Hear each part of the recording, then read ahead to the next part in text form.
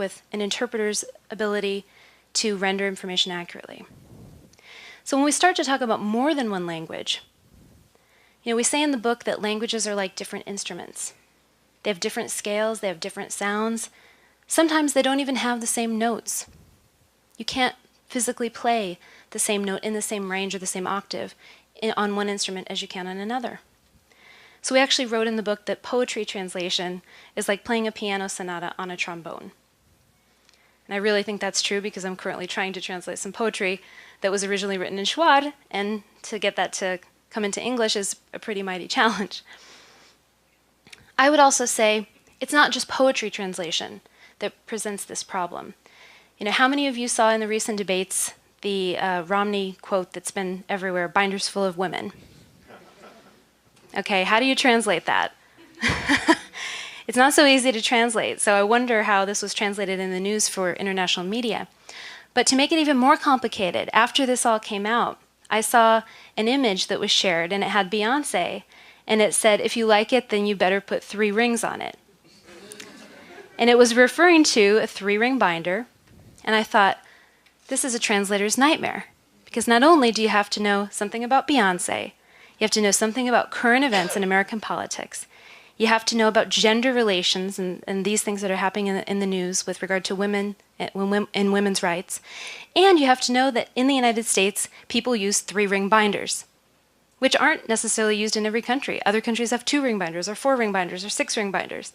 So it's very complicated to try to migrate that concept and that humor, especially into another language. Terminology knowledge is another reason that translation is difficult. The average person uses about 4,000 to 5,000 words in English on a regular basis. People who are educated, who've received a basic education, know between 8,000 and 10,000 words. The professions that use the widest vocabularies use more than double that amount of words. So how many words do you think translators have to know?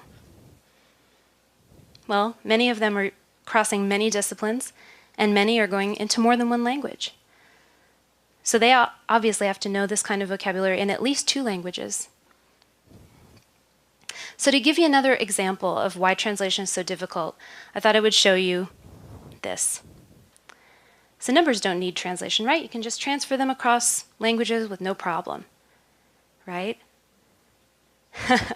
Does anyone know what these numbers have in common, aside from the fact that they're on signs in these images? How about if I show you this? Does anyone want to volunteer to take flight 666 and sit in seat number 13? These are bad luck numbers in this culture, right? But they might not be bad luck numbers in every culture. And all the numbers up here are bad luck in some culture. So you can't just transfer these numbers when you're translating a marketing campaign, an advertising campaign, or maybe even a flight number. To give you another example of how difficult translation can be, I thought I would tell you this little story about President Carter. So President Carter, when he was in office, became accustomed to working with interpreters. And after he left office, he went to Japan, and he was giving a talk at a school. And since he had worked with interpreters many times throughout his career, he thought, okay, I'm going to use a joke, but I know it's really hard to interpret jokes, so I'm going to make it short. I'm going to keep it as a pretty easy, short joke. So he told this joke, and the audience erupted in laughter after the interpreter rendered it into Japanese. They just died laughing. And he thought, wow, this is the best response I've ever had to a joke. I wonder what the interpreter's secret is. So he went up to the interpreter and asked, and at first she didn't want to say. But then he asked again, and the interpreter said, "Mr. President, I told the audience, President Carter told a funny story. Everyone must laugh."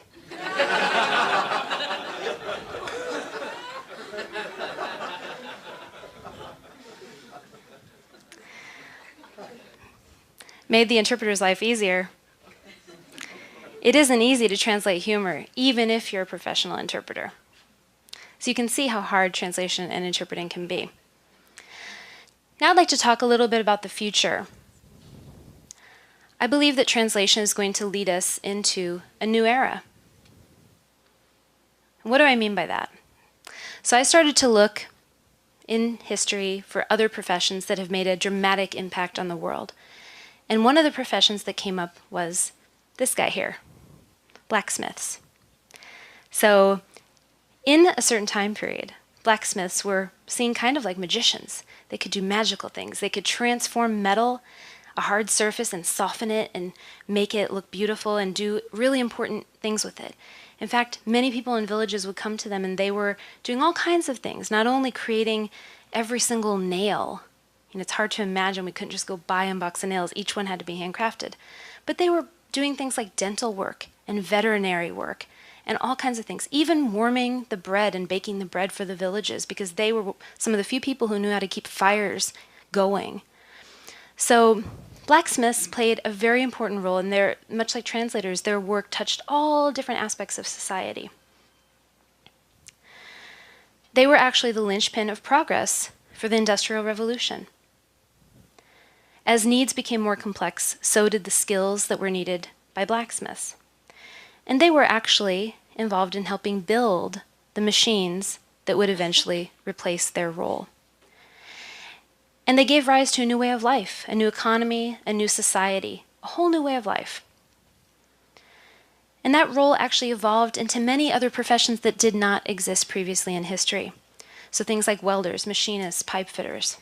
And there were also a lot of blacksmiths that went on to invent great things using their skills and their knowledge, like Studebaker, John Deere, Henry Ford. These were all blacksmiths.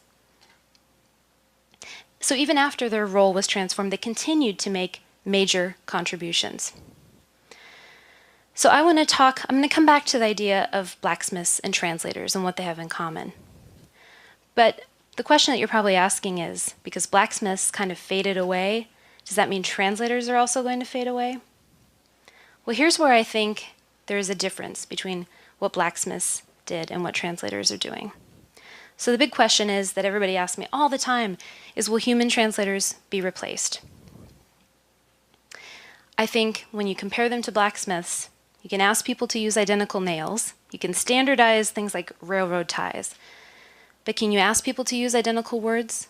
Can you ask everybody to speak the same way? Can you ask people to mass produce content? Can it be like a factory assembly line? How much content can be mass produced and how much has to be customized? So let's take a look at what some of the data says. So some of the stats I'm going to show you here come from Common Sense Advisory. So the market today is worth more than 33 billion US dollars, the market for language services and technology. That's as of 2012.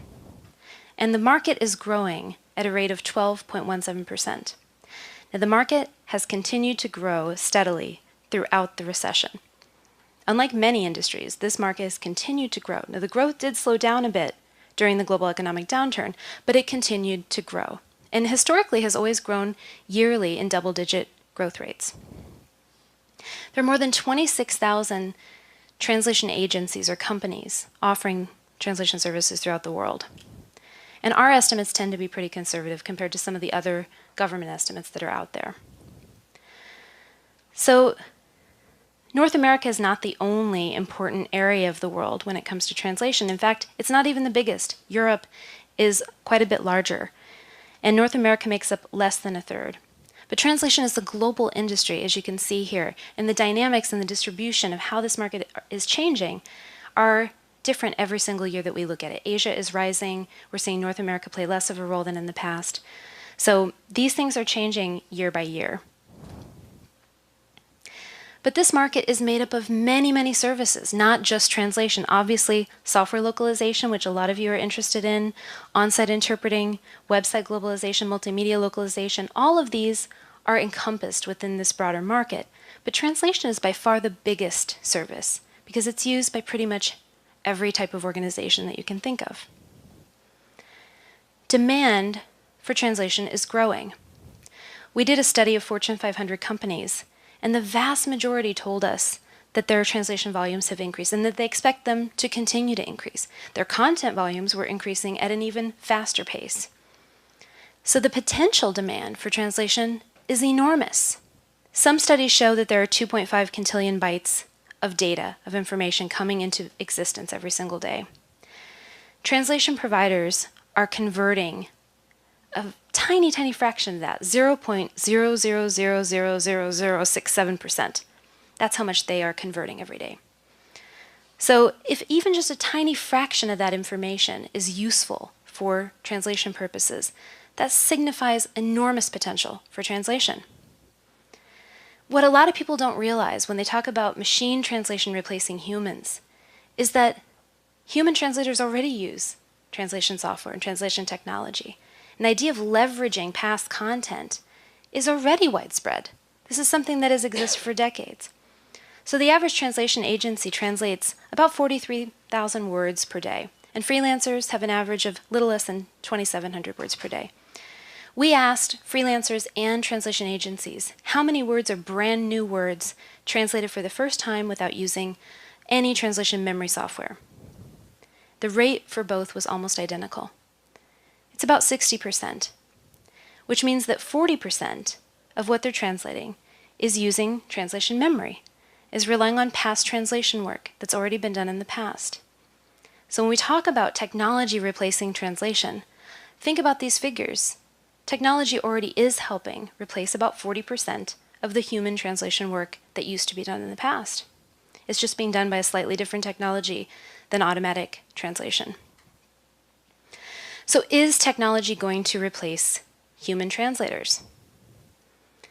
This is a question we get asked all the time. And I always ask, has accounting software made accountants obsolete? Has medical diagnostic software made doctors obsolete? Has legal software made lawyers obsolete?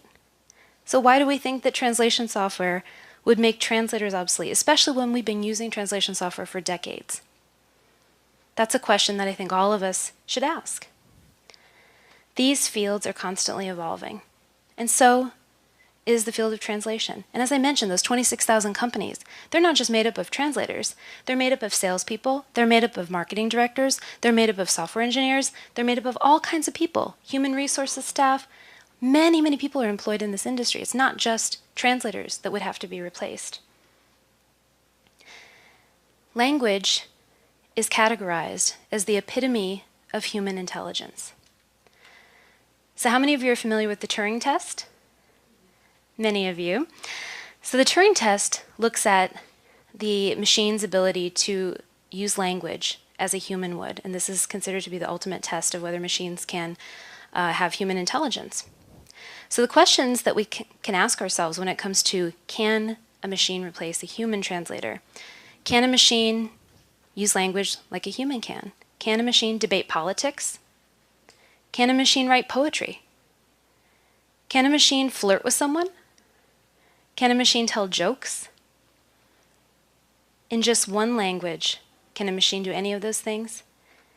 Maybe we can get to a point where a machine can do some of those things in one language, but we're not just dealing with one language. We're dealing with thousands of languages.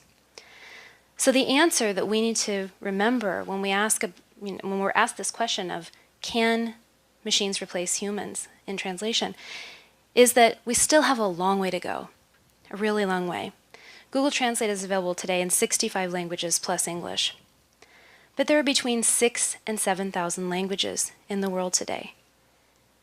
And there's just one big problem when it comes to thinking about extending Google Translate into all of those languages.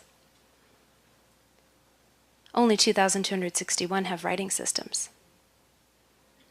The rest of them are spoken or signed. There are hundreds of sign languages. There are 18 in Latin America alone.